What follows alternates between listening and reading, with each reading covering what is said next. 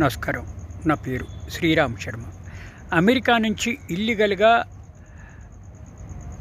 ఏ visa లేకుండా అక్రమంగా అక్కడికి వెళ్ళిన వాళ్ళని, అక్కడ నివసిస్తున్న వాళ్ళని అక్కడ ప్రభుత్వం వెనక్కి పంపించడం స్టార్ట్ చేసింది.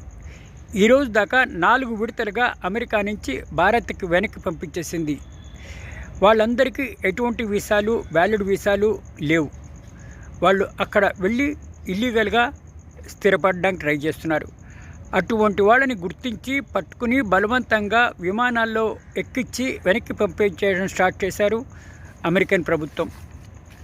ఈరోజు దాకా 4 విడతలుగా వచ్చారు. అక్కడ వీళ్ళు కొనుక్కున్న ఇళ్ళు కానీ, ఆస్తులు కానీ, స్థిరచరాస్తులు కానీ అన్నీ కూడా ఎక్కడవక్కడ వదిలిపెట్టేసి వెనక్కి రావాల్సిందే. వెనక్కి తీసుకురావడానికి టైం లేదు. పోనీ తిరిగి అక్కడైనా అమ్మేసుకుని డబ్బులు చేసుకుందామంటే కూడా టైం ఇవ్వట్లేదు. ఎక్కడవక్కడ వదిలేసి వెనక్కి వెళ్ళాల్సి వచ్చింది. ఎంత లాసో ఒక్కసారి ఆలోచించాలి.